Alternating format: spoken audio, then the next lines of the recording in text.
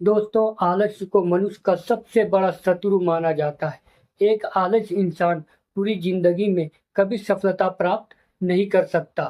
ये कहानी आपको आलस्य की बुरी आदतों को हटाने और आपको स्वाधीन बनाने का है। कृपया इसे पूरा देखें। दोस्तों, एक समय की बात है। एक किसान गांव में रहता है। वो अपने खेतों में फसल लगाता है। एक गुरैया उसके खेतों के बीचे बीच में घोंसला बनाता है। घोंसला बनाने के बाद वो अंडे देते हैं। अंडे देने के बाद कुछ दिनों के बाद गोरैया के बच्चे निकलते हैं। बच्चे निकलने के बाद गोरैया जंगल जाते हैं दाना चुगने के लिए। जब दाना चुग के वो वापस आते हैं और अपने घोंसले तरफ जाते हैं तो अपने बच्चों को देखकर वो डर जाते हैं, क्योंकि उसके बच्चे डरे हुए थे। वो अपने बच्चों को पूछते हैं कि बच्चों, क्या हुआ, डरे हुए क्यों है? तो गोरैया के बच्चों बोलते हैं, माँ, आज खेत का किसान आया था। वो बोल रहा था कल मैं आपके अपने बेटे को भेजकर खेत का कटाई करूँगा। गोरैया बोलती है अपने बच्चों को कि बच्चों, परेशान मत हो, कल वो नहीं आएगा। तीसरे दिन वही होता है जो गोरैया कहा था। वो किसान नहीं आता है। फिर वो दूसरे दिन दाना चुगने के लिए जंगल जाते हैं। उधर से आते हैं और अपने बच्चों को देखते हैं डरे हुए। फिर वो पूछते हैं, बच्चों, क्या हुआ?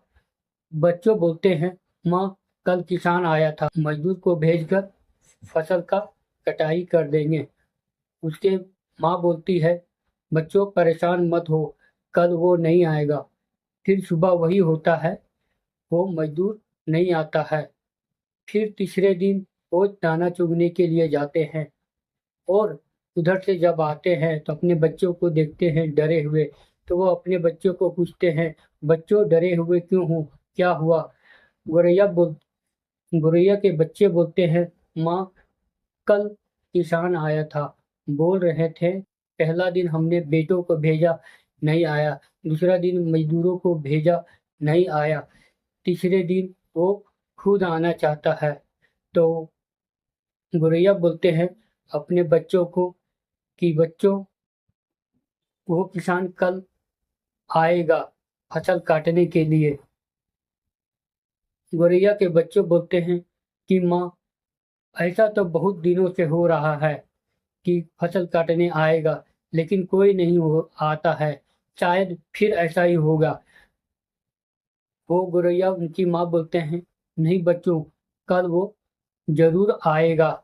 इससे पहले हमें यहाँ से उड़ जाना चाहिए, क्योंकि इनके बच्चे बड़े हो गए थे और वो बच्चे वहाँ से उड़ के दूसरी जगह चले जाते हैं और घोंसला बना देते हैं। अपना काम खुद करना चाहिए, क्योंकि समाज में सम्मान और इज्जत रहता है। इसलिए अपना काम खुद करना चाहिए। दोस्तों, ये कहानी आपको कैसी लगी?